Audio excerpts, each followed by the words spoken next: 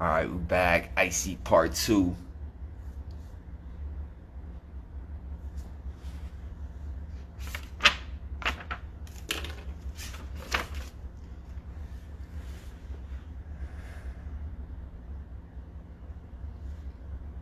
All right, we back.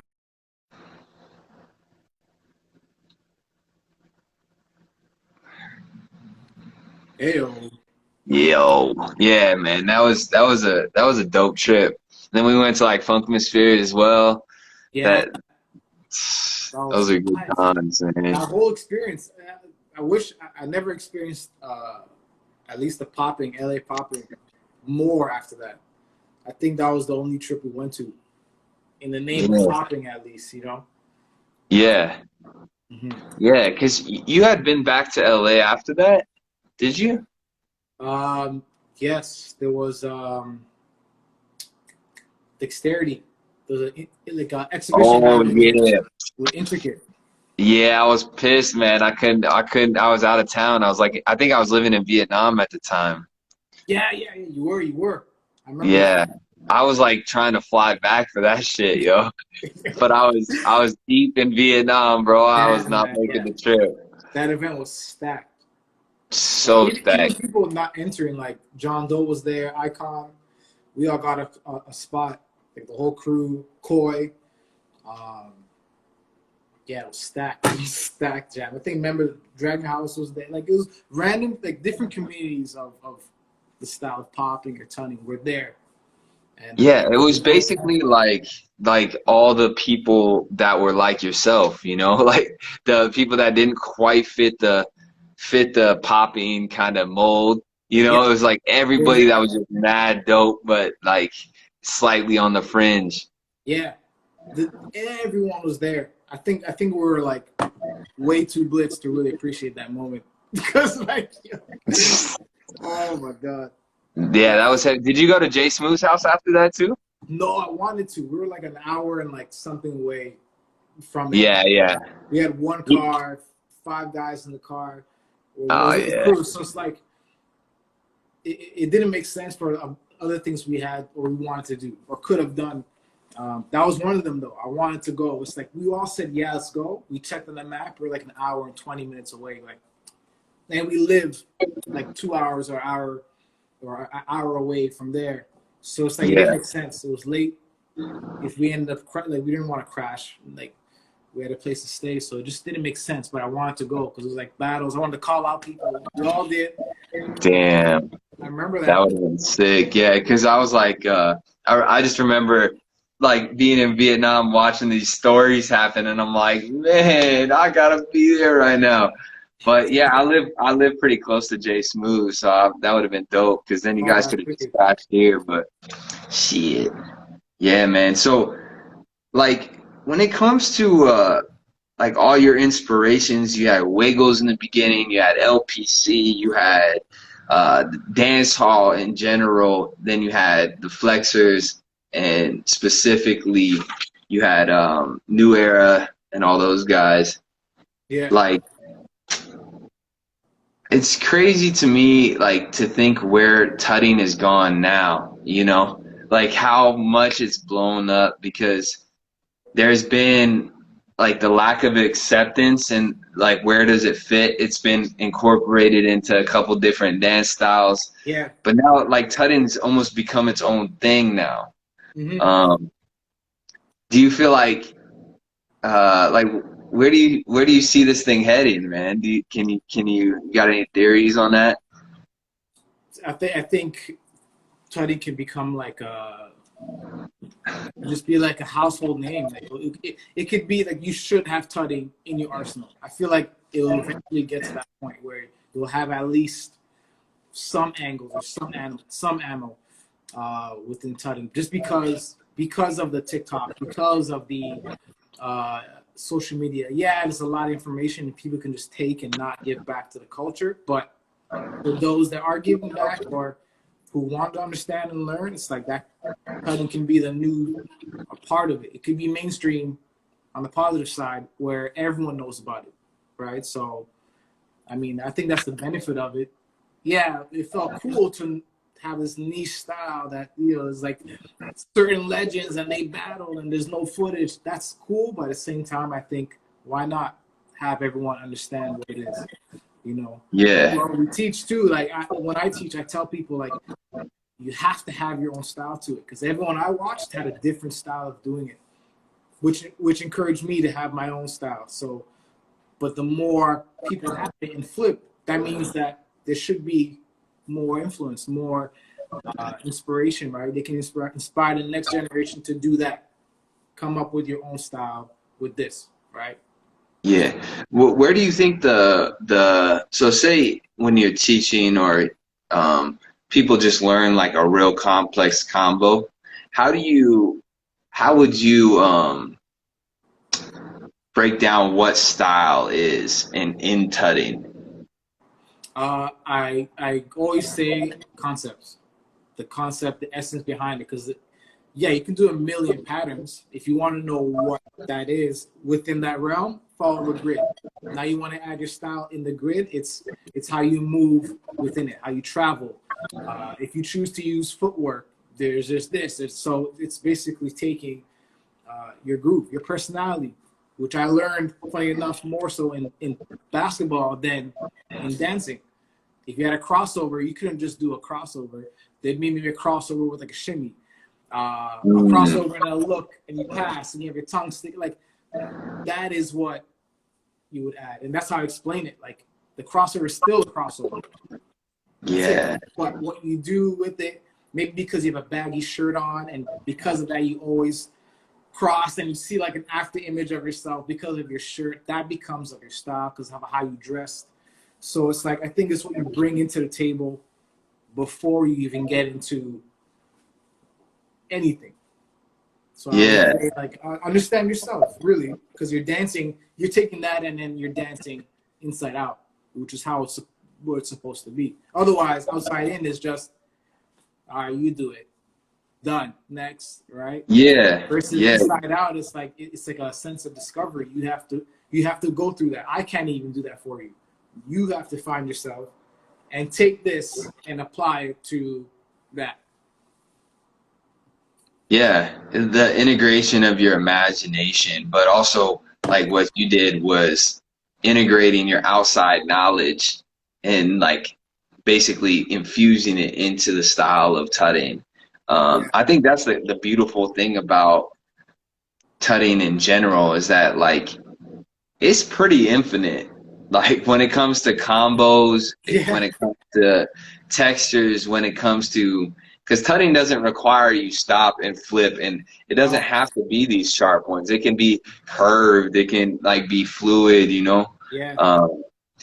Yeah, man. And then it's also I always felt like tutting was something that is really fundamental in movement when it's like really just understanding your limbs and your lines to have an idea of where your body is at in space, you know, the functionality of your joints as well. Range of motion, yeah. I actually have a friend I went to high school with him. His name's Nikita, and he has like a personal fitness brand business. And I remember we met up a few years after high school, and like he was talking about range of motion. But what he was saying at that moment could be applied to exactly what you said, popping. To do certain things, you have to understand your body. You have to understand your range of motion. Well, how far can you go by sticking your arm out? This way, stretching and seeing if there's a kink. And like in popping, you talk about posture, you talk about full range of motion, you know, pop with your elbows up for training or whatever. But it's like those things are connected, right? So your range of motion opens up everything. Yeah. Yeah, for sure. It's like, oh man, there's with tutting you have did you ever get inspired by like Junior Boogaloo or because like Junior for me feels like somebody that's been at the root of a lot of people, but almost he was like a third, fourth generation back, you know, where you had people like Steen. It was like Steen and Junior Boogaloo. They're like OG tutters that were far advanced for their time, and then then it came like there was a gap. It felt like, Yeah.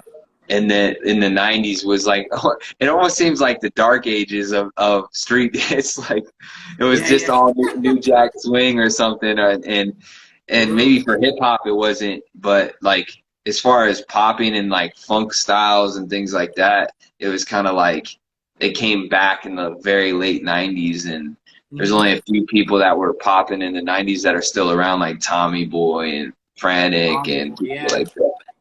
Yeah. So Tommy Boy was another one that like was a dude that was incorporating like threads and stuff. So Yeah. um, The man, yeah. threads, the shirt threads, I was watching Junior Boogaloo at that time. Motion Sickness, so all those guys I was watching, they inspired. I remember watching Salah um, Salah for sure. a lot because that's especially at that time. That's when you're not popping, and then I see some guy at UK B Boy Champion or whatever battle doing backflips or the back bridge and like crawling to somebody in the middle of the stage, getting up and popping. I'm like, you could do that. Still Yeah, popping. you know what I'm saying? So for real, a lot who also inspired me was Mr. Fantastic, Ah, um, Robert Moraine. There you go. It yeah. was that battle, him versus I think Wizard or something like that. That's where I Oh was like, shit. yeah, it was Wizard. Yeah, I think so. Yeah, yeah. The He was Wizard. He's popping like the hard bigger and dude, doing right? these straight, clean Egyptian angles. Bam, boom, boom. Yeah. He had these ones like super pat. Yeah, with Ranger, it was wicked.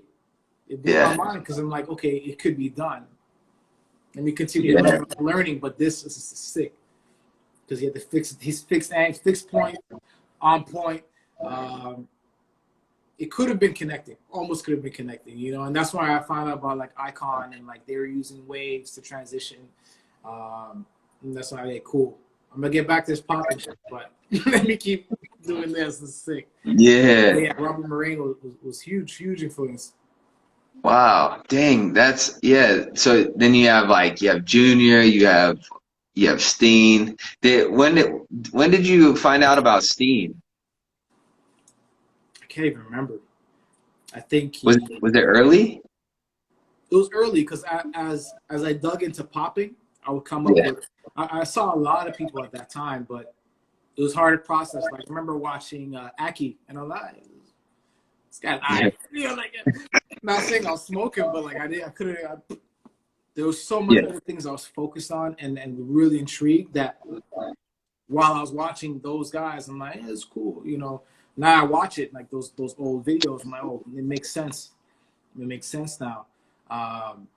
But Steen was among the people I watched in the beginning, and I respected his approach to the tutting. Like Yeah. he wasn't only doing angles; he had to animate wind's pulling him, but he's holding on to something, and then he'd be pulling on an angle or like a line. And like Yeah. those I remember it being kind of hard to find footage of him early on. Like he had tutting systems for days, like yeah. from way back, but it felt like at least I couldn't find the footage of that. It Like was after I saw Wix tapes, it's like after that. So early on in my search of popping for sure. yeah. I found it. But you're right. Yeah, it wasn't easy. It wasn't like that was the video circulating at that point. So it's like when you got the hold of something, you were studying that or doing that. So it's like It's hard to even tell people like how that was. Like when we yeah, first started, I was 2009, so even then it was like hard to find information. Like what was hard. bopping back then? You didn't know what bopping was. I mean, there was all different types of stuff that you couldn't find information on. Now it's like I've made like I don't know 22-hour videos, talking about Yeah. all the information. I can't imagine what that would have been like back then. I remember recording music videos like off the TV, like the music videos come back on with this. I remember seeing Bruce in a like I have cousins in Switzerland. I remember going and seeing a video of a guy doing like an Egyptian into like a wave. It was Bruce was one of the inspirations, but it was that and I saw the video again. I remember the beginning, and I had to wait for that moment or the 2 or 3 moments of Bruce to record that to then know that I'm gonna study and rewind. Yeah. Yeah, that was a flex. not just Google shit. Bruce was an inspiration for sure, but I couldn't comprehend what he was doing, you know, like it was really hard to figure out what he was doing mechanically because it was so different from what I was seeing out here. But yeah, I feel like you know, some people look at me now and they go, "Oh, like how do you tut and wave?" You know, like it's a new thing. And I'm like, It's man, actually old. Yeah, so many people. it's really old. Yeah. It's really old. The OGs were doing it, like a lot of OGs from the LA were doing it, even back in the 70s and 80s. Yeah. Like maybe not 70s, but 80s for sure. Then you had people like Money B, like people out of San Jose too, that were doing like waving and touch, which I didn't see till much later. But then I was like, damn, that's like basically what I've been doing this whole time. Yeah. Was liquid mixed with popping and They tutting. broke it down from early. Yeah, we just got it From late. early. they were doing it. Yeah, and I think Money B is somebody I want to talk to as well, but he has his own story about like when they started to do liquid and hand flows and stuff. That's Which should. Yeah, because Tiny Love has his story too, and I want to like see where they kind of overlap as well. Yeah. Yeah. That was dope to hear and see, man. Yeah. So, what do you think about when you think about the economics of dance and like where you fit in this future of street dance? What do you think about? Do you have like dreams and aspirations, or are you kind of just like, yo, this is gonna be something that I love, but it's not something I'm gonna pursue financially? No, I definitely want. I feel like, especially being like what we did with the crew, I want to be the hub.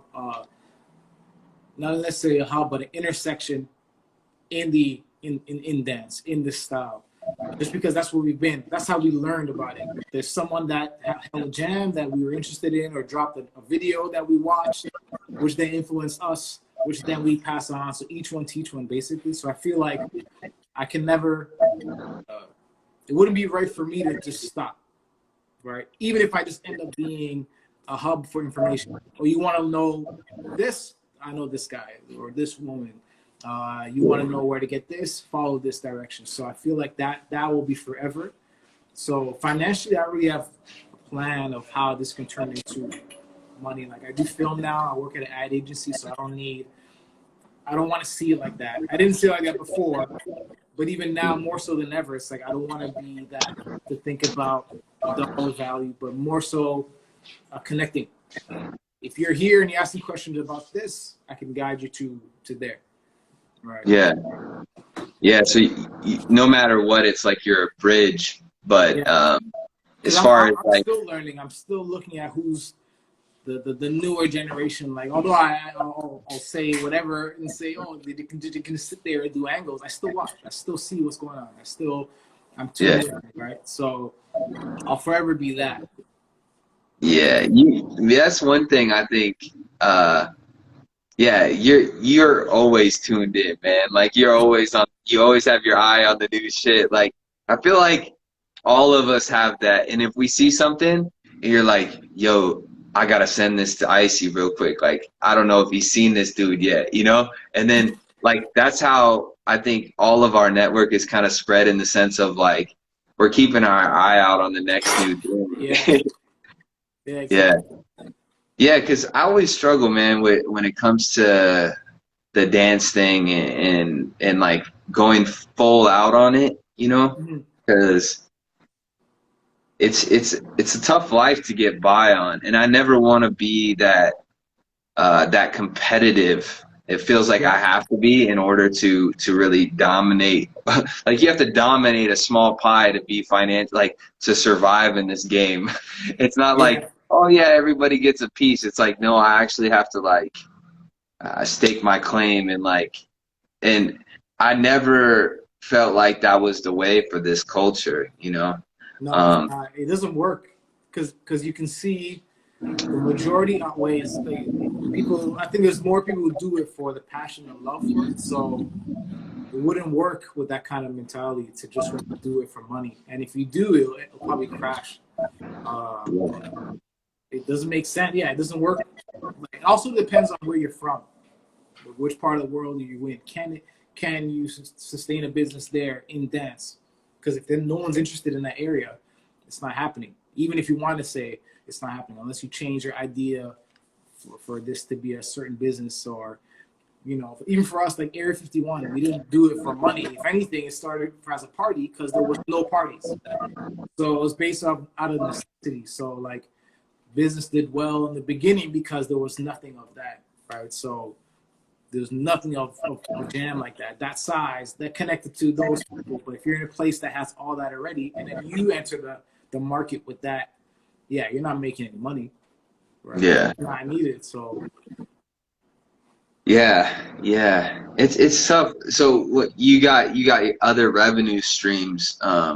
Do you ever think about like bringing them all together somehow? yeah, that's the goal, really. I mean, it's still the mission with the crew to be a entertainment company, because so many different styles turned into having so many different connections. There's some people that I don't know that I know Sean or Raul or Nigel or Snap know.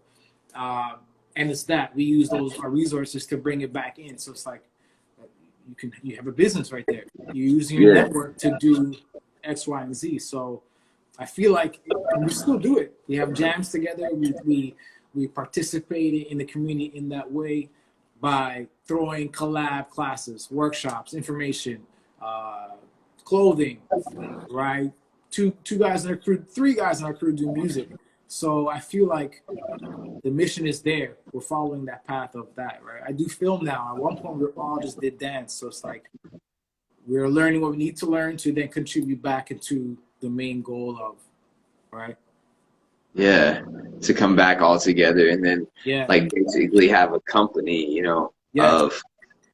of all these artists combining their like minds together.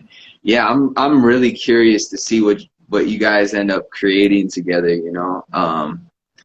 because there's so many different skills in your crew that it's only gonna be great at the end of the day, And for me, it's something I admire about you guys too, is that like how you guys stuck together all this time, and then now it's also like your guys are going, it's not separate directions by any means. Basically what's happening is like each person is going out and it's spreading that network, spreading the skills, learning those skills, but there's still a deep connection that's coming back, which is so dope, man.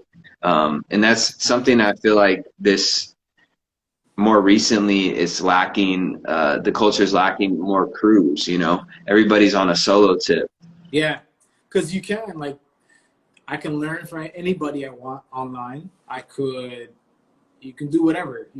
I can have 1 million followers because I do cool videos in my room, and not saying that there wasn't that before. I just feel like you really have to be connected. You have to put the time to learn this with said group, and then now there's more incentives in dance. Some people might get into dance because of money only.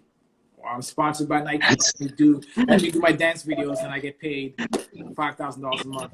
I feel like it's so. I mean, if anybody gets into dance for money, it's like really a sad choice for me. Like, yeah, you can love. It could be cool to look at. Like you can still. I get it. Like it's you're still intrigued by it, but then once you're in, then there's something else. Hey, you're good enough. I'm going to give you, and then money talks. They take that, and they don't continue with a path of just. And I'm saying with a grain of salt, like the sport of culture. You got to eat too, right? Like it's not saying someone gives you a check. No, I don't want it. I want to dance forever. Be smart. If you can do both, you can do both. It's when you turn your eye away from the community, the culture, and only look at money.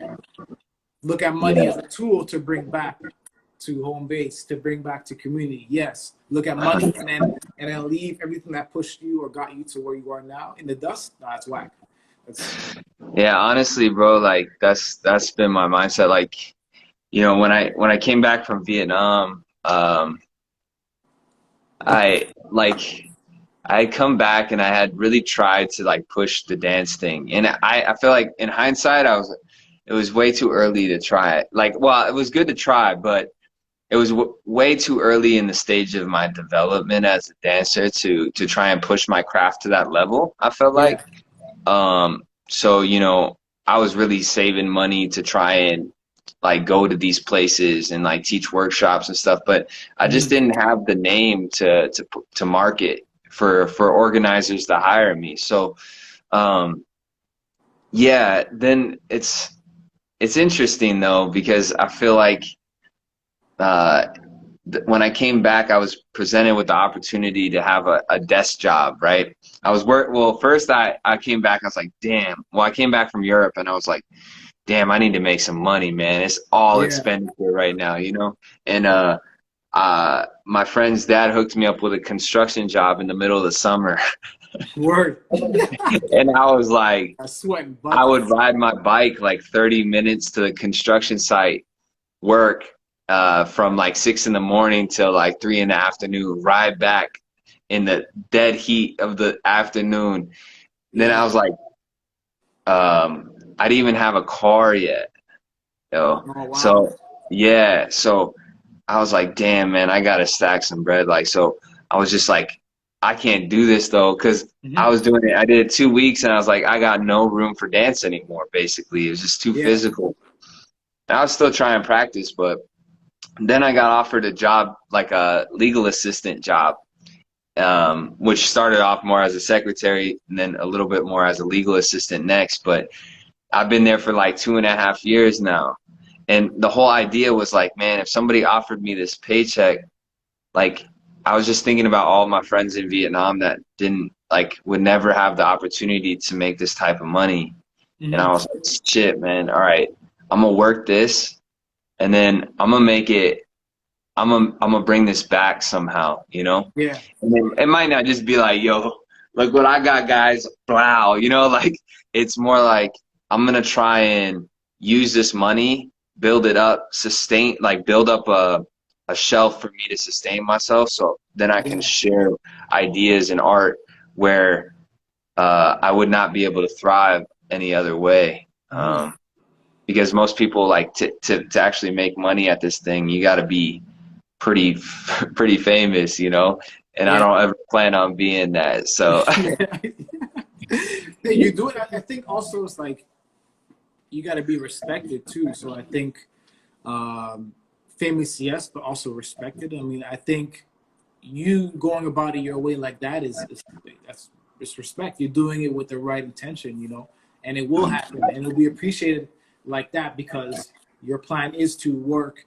You're putting your time out to then bring back to others. Like you can't not respect that, and it feels good for you, and it feels good for everyone else that will benefit from yeah, that from your effort, you know. So first of all, power to you, and like that's the great feeling about this. After all these years of learning, practicing, battling, and like we still continue, but now we're at a level where we can actually give through events, through yeah, knowledge, through whatever. It's like that feels even better than like that's what makes us continue. So yeah, man. I mean, I think only for like a year I only did dance and film strictly, but before that.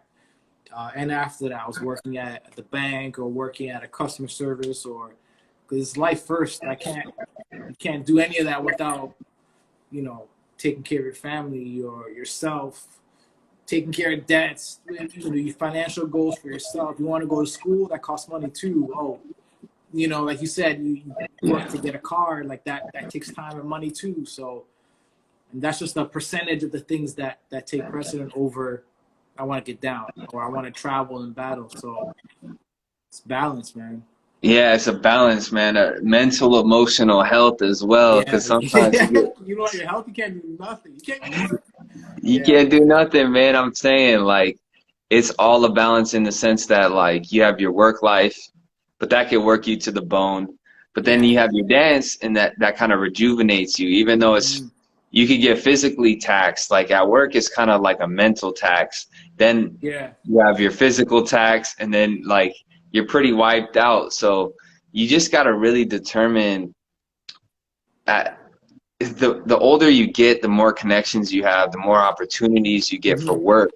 So it's not really about like, I'm not stressing over opportunities anymore, but it's more about, okay, I have to determine what I value and like what is essential, you know. That's something that's really hard for people to do, because you that fear of missing out, or the, you know, you want everybody to like you or something, then you're like saying yes to everything, but then you end up going nowhere you want to go.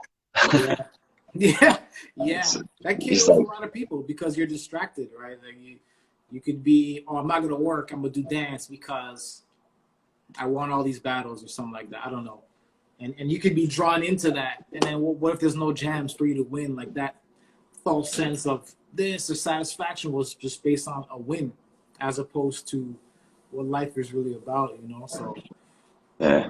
When I see your photography and your film, it's like, um, I I think it's so dope in the sense that you aren't confined by being good at dance. You know, a lot of people define their life by what they're good at. yeah, And when I see your your visual art in both ways, in a sense, it's you figured out what you are as a person, like your soul, and yeah, basically it's just being reflected in what you choose to pursue. yeah, exactly. That's the Yeah, hard that's part. I'm still doing that. But like that's crazy. Yeah, that's it. it's it's so dope, because I think Tetris is probably the same way too. I know Yeah, Function yeah, he's a is. wicked photographer. I remember when I first found out, though. It makes sense, but whoa, this is just dope. Yeah. Yeah, that's why I think sometimes, I had this talk with Rashan earlier, but I was like, I think the value of dance is far beyond the movement, right? It's like the Mhm. mental practice and things that we're training every time we get down, and it can be transferable. So Yeah. when we teach these workshops and stuff, like, I hope that when we pass on this stuff, that people are gaining mental tools, and not just a dance form, you know. Yeah. It's something that transcends movement. Yeah. Movement is like the well said, man. Movement is how it's being or served to you. You got to digest it, you know, and apply it to everything else. This Yeah, vitamin goes here, this protein goes there. Take what you learn and then break it out. Because that's it. If life sucks, if you're having something's hard in life, or you get over a breakup or something, you're not gonna want to dance. You may not want to dance. You know, that may throw your whole game off. So it's like your mental has inside out. Your mental has to be good. Your health has to be good. yeah. To even I I before had you it. even really continue to do anything. Yeah, I was thinking about it. Like, you have to, like, when old people always say, you gotta diversify your investments. Yeah, It's like, diversify your bonds.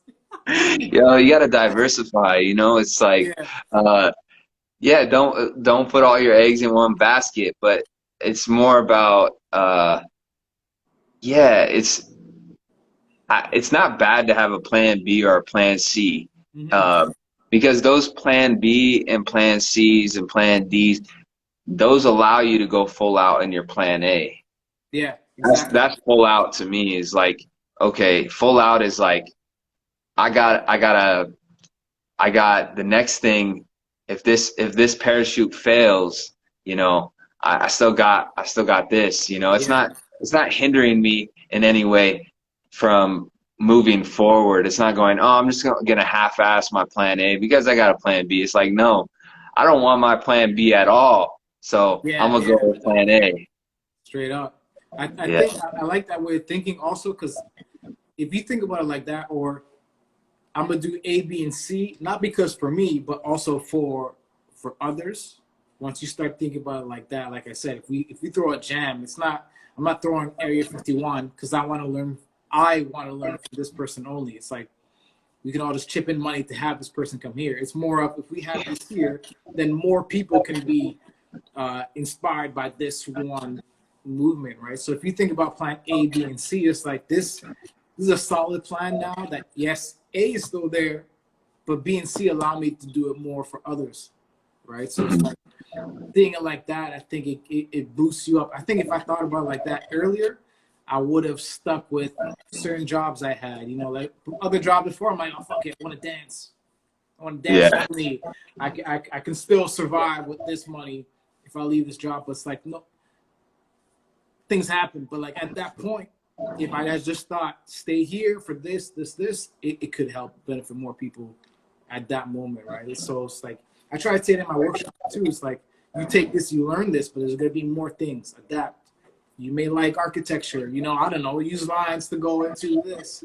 Because, yeah, diversify yourself. You will change anyways. So even if you repeat the same thing, your body's changing every day. Your mind is changing every day. So it's like, why not also learn other things every day as you change, right? So Yeah. Yeah. We got to continue to learn. That's yeah, something that dance teaches you as well, is that there's always some new shit to learn.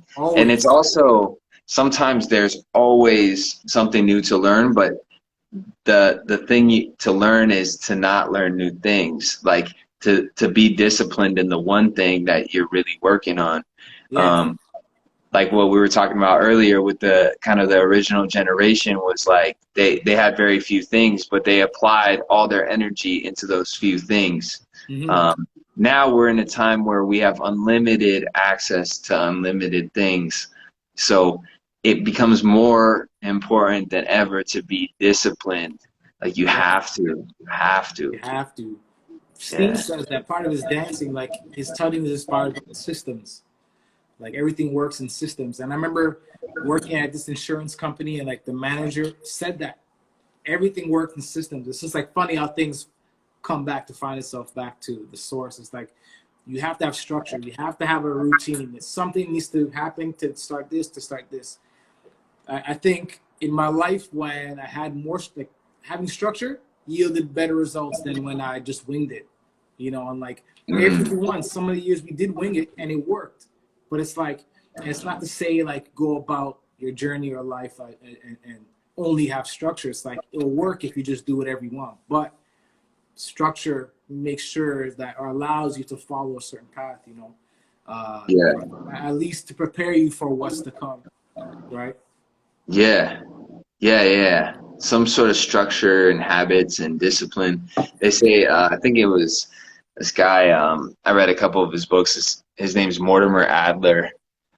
He changed my life in a lot of ways, but he's like I think he might be dead now, but he wrote like the encyclopedias and or at least a couple of them, and Yeah. he wrote this book called How to Read, How to Write, and the other one was How to Speak, How to Listen. Mm-hmm. And when I read those books, they're old books, but yeah, I was basically a straight A student after that. You know, he basically That's taught real. me how to read. You know, it was What was it crazy. called again? Oh, sorry, Uh, his name? Mortimer? yeah, Mortimer Adler. He's like, damn, that's an old ass name. Mortimer, yeah, for real. This guy, he's Mortimer fucking Adler, fire. yo. Yeah. Do not curse your son with that name, yo, Mortimer. Well, I He's guess dope. His Morty, name? right? Morty. I don't know. Yo, Morty. Um, That's cool though. How did it change? How did it change? well, so before I couldn't really read, man. Honestly, before I started popping, I couldn't read. Um, Oh yeah? yeah, so it's a weird story, but I felt like street dance taught me basically my whole teenage years up until I was 20 when I started was a fog. It was like even when I was in it, I would describe it as a fog. Like I didn't really have much emotion. I didn't really I didn't have any direction. I didn't have like when I would read, I had an issue with my eyes. So like when I would read, my eyes would cross. They would like cross right when I would Mhm. switch the line, and then my right eye would like turn off so I could read kind of. Yeah. But they diagnosed me with ADD because I couldn't read a full page, right? And they did Yeah. this testing on it. But basically, my eyes would scatter every time I'd skip a line. So. Um, then when I went later on and I read that book, it felt like it approached reading in a different way. So like it was very systematic where I would you read like the table of contents, right? Well, first you read the back of the book, then Yeah. you read the table of contents, then you read like so you have all the chapter names. So now you have a brief understanding of what the book's about. Then you go and you read the first line of each chapter, right? Or then you go and you read the first line of each paragraph. Yeah. So now like the most important line of the paragraph is usually the first line because it tells you what the paragraph's going to be about. Got you. And the first line of the first chapter, like the first line of the chapter is going to tell you what the chapter's about, that first paragraph, right? So basically all writing is kind of set up in the system of say what you're going to say it, and then say what you said. It's real, Yeah, it's simple. It real works. simple. Yeah, so you have your thesis statement, then says what you're going to say, boom. And so even if my attention drifts off, I can still get that first sentence in and still basically understand it. And yeah, that was it. And then yeah, then That's how to crazy. speak, how to listen was like more how to break things down when you're listening in class, and like how to take notes and really basically synthesize information down to like chunking it together, you know? Yeah. So it's not just like, oh, I'm gonna take it word for word. Like I'm not gonna look at this again. Write the one thing that triggers those memories and then yeah, break it down like that. That's I think poppers, anybody should read those books. That's life. How to Yeah. process information, how to, because yeah, I believe that too, man. The systems for everything, how to learn. We don't learn well when we're just given everything and then figure it out. Yes, if you really want to understand that subject, you will figure it out. But you're going almost against the grain. Whereas, like you said, you found out the system, and now processing that information is like this. That's Yeah. it. Yeah, because there's so many books you don't really want to read front to back. It's not about enjoyment. It's like information, you know? Yeah. Uh, Yeah. if you're reading on recreation, like go ahead, by all means, read every damn word. But like for me, it was like, I'm just trying to even see if I'm interested in this information.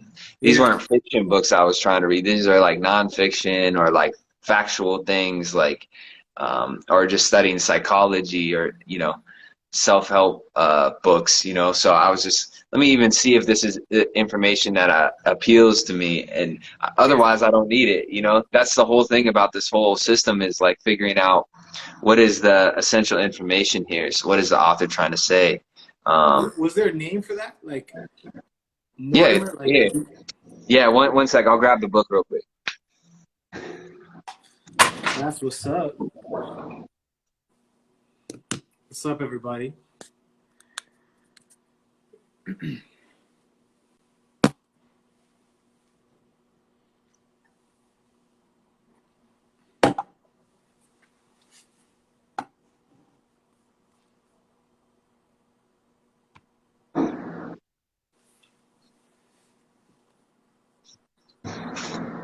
I don't know where the other one's at, but yeah, this is one of them. But it's in selfie mode, but yeah. Got you. For all y'all dyslexics, this Counters, is listen. perfect. That's what's up. Yeah, Yeah, I'm but gonna it's check that book out. yeah, man. Yeah, he has the other one. Yeah, like the first chapter is called "The Untaught Skills." But yeah, this stuff is perfect, man. I couldn't find the other book. I probably felt like I just started reading it again. I forget where I Yeah. put it. No, See, it's all good. it doesn't tell you how to find shit. Whoever's tuning in or whoever sees this, it's like our inspiration comes from not just dance. It's like everything we learned. It's not just, oh, I learned this from tutting, but my interest in tutting led to this, led to that, led to that. And it's like, this is a part of it. Like that book, or someone said title. Oh, it's just called "How to Speak, How to Listen." Yeah. Mortimer. Mortimer is yeah. Yo. My new dance name. Yeah, man. But Shit, bro, it's crazy how we figure out how to integrate. Like, how does photography affected your dance? Do you feel like it's changed a lot? Uh, I don't know about a lot. I think, well, actually, yeah. Um, in the Or do they sense feed of, off each like, other? say it again? Do they feed off each other? Yeah, there's a communication between two, because to even document movement, you have to understand, or at least what you have to understand in film, movement, camera movement, composition is basically like how you're presenting yourself, right? Rule of thirds is like our bodies can be seen better in this angle versus this one. So it's like it's a constant conversation, because even Mm. that realm is changing too. As technology changes, you can document things differently. Like 360 cameras, I filmed these young dancers in the city, and this camera can capture like 360, right? So, and then you choose after which part, like while editing, I choose which part it shows. Or is a feature on it that just captures literally everything. So you see it in like a sphere, right? So you Wow. have to, those two worlds communicate forever. You can't document anything if there's nothing on the other side of the camera. So I feel like for me, it helps me practice. Like if I don't have to practice with dance, I can practice through perspective. How can people see this while I dance? If I do this, at least my thinking has changed to that. If I do this, how is it seen on camera? Someone's eye, uh, from behind the camera to the front. You know, Yeah, I think that's something that poppers and dancers are good at in general, but also just people that are versed in the illusion of stuff too. yeah, That we're always kind of like figuring out, okay, from that perspective, what are they seeing? Or if I do it this way in this lighting, like it's going to be perceived this way. We have exactly. almost like a third out of body experience of like perceiving ourselves as well. Yeah, yeah, and that's it's constant, especially with film. It's like uh, how to work. Like you said, with the lighting, that can be two different presentations. That can be two different pieces of movement or bodies of movement. You can isolate movement by lighting alone, right? So it's like, okay, if that's the only thing that's in camera, then this opens up the doors to do X, Y, and Z. And Yeah. that's why I love film, because it's like it's concepts. So it's transitions. How do you get from this idea to this one, depending on what you're working on or type of media you're working on? It's like you have to think of the next thing. It has to be connected. There's a storytelling to it. It's animation. Yeah, it's basically that you're dancing not with you now. You're dancing now with this machine. Yeah, it's so crazy to think about how much like the focal range of like lenses mixed with lighting, mixed Yeah, with yeah, all different types of the mechanics of a camera. You know, mm-hmm. whether it's the sensor or the lens or the shutter speed, the aperture, all this stuff Yeah, like you when you go on set with these like big ass like like the red cameras and all that. Like, there's a dude that's like the lens guy. Like, yeah, yeah, like you. Oh, yeah. you're the dude with the lenses. It's real. It's real, because it's like it's especially that there's so much more behind it, or it takes more than one. I filmed events or jams alone, but when it comes to that degree, it's like a full team, a Yeah. system. There's someone dedicated to just, I need this lens for this scene, and they have a list and they follow this. So there's a foundation to it. There's a structure to it. And then the creative part is when all that is put together, and then you get creative, and then you present or you work on what. But first, you need all that. Do you have extra batteries? Do you have one battery to last you 12 hours? You can't even Oh, do you got that. the battery guy too. Don't forget Yeah, about you the got the battery best guy. camera, but no batteries. So you gotta be prepared. Yeah. So I think also me, I'm like growing up, I was like not a hothead, but class clown, jokes, outgoing, but like less structured, right? My Mhm. freestyle, that's why I like dancehall. It was definitely structured, but anytime if anything pops off, you're ready. You just whatever. Whatever happens, we're ready for it. It's ready.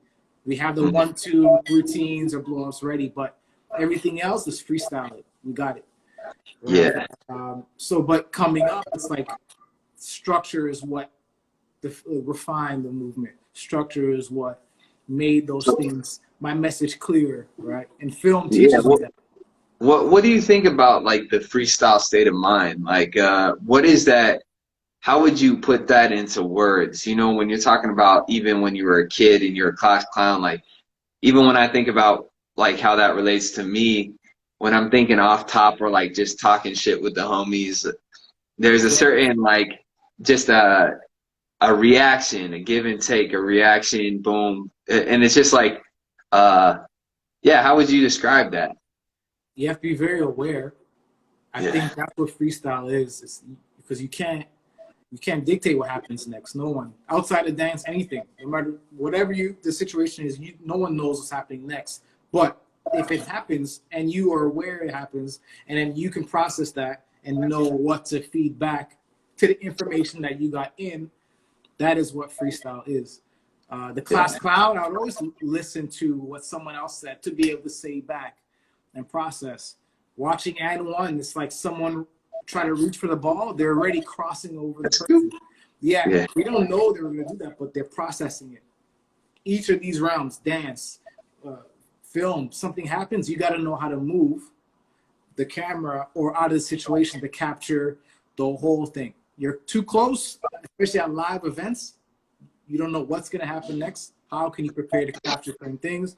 You got to react. So I think it's like being very aware of your surroundings to be able to then give something back. Yeah, that's like crazy, bro. Like the way that you react and shit based off of your circumstances, but then there's also a framework for that movement or that Yeah. like how you work a camera or how you move. So you have to have that kind of ingrained in your body already. That's the foundation. Yeah. The composition is like before I even get to filming anything, like even with our eyes, like I learned that using a 35mm lens is the closest to seeing something with the human eye. Right. So whatever I see, if I'm looking at you this and what I see in my peripheral, what I see in front of me, what is center, what is on my peripheral vision, what is going to be the focus, all these things, it's like I have to study, and now I know it's part of my foundation. Now when I go and use this to film something, I have that in mind. Something happens there, but I can only see this. You whip around, or you whip around and move back so you can capture more wide, right? So it's like the foundation is set first, and then you go out to the field. And now you're ready to freestyle because technically you're ready for whatever. You're prepared for it.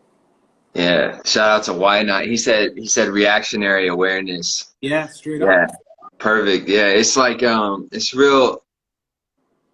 It's interesting to figure out how we fit into this world as artists and as humans, you know, because this is something that we're kind of skilled with, this reactionary awareness. That's what we're training basically every day, like how to react to our environment. But there are people that also freestyle that are completely disregarding their environment as well, right? Like they're just like stuck in their system or stuck in their pattern. But if you're really surrendering to the moment, you're waiting for that thing to enter, you know, like people might call it like catching the ghost or something, but whether it's the sound that hits you and motivates your movement, or it's something in the crowd, or it's an energy thing that you're picking up from the audience, or it's an emotion that you feel, you know, if you're letting it in, you know, like if a sad song comes on and you're still going boom bam, like it's like you're not here with us right now. It's not, you're not aware. No, you're not. Yeah. So it's, you know, when I think about my 9 to 5 job, I don't feel like there's any place for that, you know, and that's something that's, it's kind of tough to deal with, I think, and why the job wears on me a lot, because that I feel like the skills that I've built throughout these years is not utilized in any way, shape, or form in this job. Like my job is to make sure the office is running and I organize things. And I'm like, dude, organizing is not something I'm good at, you know, like I'm scatterbrained. Like I can freestyle, like that the one thing I am good at is spatial awareness though. So like if nobody else can find the file, I can find the file. You know, like I have It's wicked. Yeah, yeah. basically a map of the files in my head. You know, um, so hopefully I don't get knocked upside the head anytime soon. I'm like, You hit files. things backwards. Yeah, yeah. But Like, hey, at least you're getting something from it, though, right? It's like if it is a routine, then I guess you're refining your structure. You're refining your drill. Uh, that's how I see it. I mean, I know what that feels like. I was saying the same thing to myself when I was working at a bank once, and it was just I could almost predict what would happen every day because of work, because there was no room for something spontaneous happen. Use this part. There was always something about it that's just like the same kind of situation. Here, do this, and also limited in power or responsibility. So it's like I can't even make a decision. I have to wait. Like, oh God, okay, great. yeah, like I see a problem. I could create a solution right now. Like it's Yeah, yeah. yeah, but I gotta wait for approval of some sort. You know. Mhm. You know, I feel like sometimes at my job, I'm just like um, I'm like trying to shut the whole business down. I'm like, look, guys, like, why are we working here, right? Yeah. You want to To be with your review, family, right? You want to be with your family, right? Like, I could tell you're not happy working here. Like, let's like make a collective decision. Like, let's do what we love in life, all right? And like yeah. every day is kind of me like preaching, like, hey, I know you want to go to Colombia, speak Spanish. Like, come Yeah. on, let's make that move, dude. Let's make that move. You know. Come tomorrow, this guy has no job. Yo, I swear, I'm starting from the top down. I'm like, From the yo, top. You wasting no time, right? yeah, I'm gonna be like, I'm gonna just work my way down the list, man. Well, once the top goes, if I shoot for the top, and then they just shut it down, man, and we could all just live our life, you know. Wicked. It's foolproof, bro. It's foolproof. It's like I'm almost waiting for approval to leave, you know. Like, man, I gotta. Yeah, I just want to bring them with me, man. I don't want to leave them behind, you know. Yeah, yeah. Come, trust me, it's better on this side. It's That's better. crazy, Like man. I could do what I love to do, but knowing y'all are still in the office working is gonna kill me.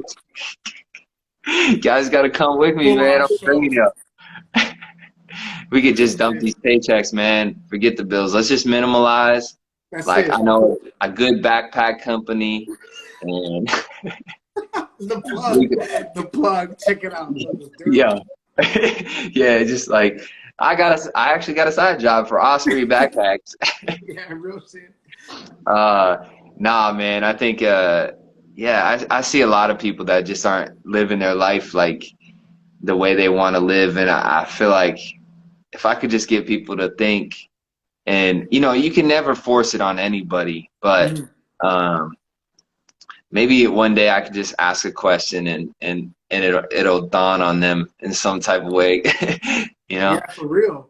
It all comes down to a certain time. Maybe you also got to be ready for that moment too. Like whatever Yeah, it's all that timing. moment is. Yeah, the timing of it.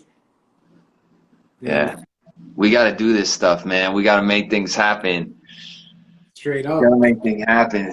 Hey man, it's been like 2 hours already, bro. Just like that. That's what's up. Yeah, man. It's so crazy. That's why I love these things, man. It's like y'all get to catch up with the homies, you know, Yeah, document their stories, and then at the same time, I don't gotta think about being quarantined at all, you know? yeah, real shit. I think this is also like part of the dance. It's like we do this. It happens part of the culture. During the jams, a break or whatever, you're outside, you break bread with someone. Like you can learn so much from that, even sometimes more than the dancing part of it. So, Yeah. conversation is how these stories got passed down. So, this is the new age version of it. We get on fucking Instagram, Well, Instagram talk. People tune in, they spread that. Yeah, it's just dude, I'm hyped because repeat. like for me, it's like people get to know the people that I get to talk to, you know, like the Mm-hmm. people that inspire me, and yeah, this is that break time at the events that we're not getting to have, but we're getting to have, you know? That's what's up, man. This is Yeah. cool, man. It's dope what you're doing, and like respect. It's what's Yeah. needed. So Yeah, thank you, brother. Man, we'll have you on again for sure, bro. So, respect, yeah, man. Thanks thank for you, having brother. me. Thank you for your time. No doubt, man. Peace, bro. All right, peace, Peace, brother. bro. Stay well. You too, man. Thanks.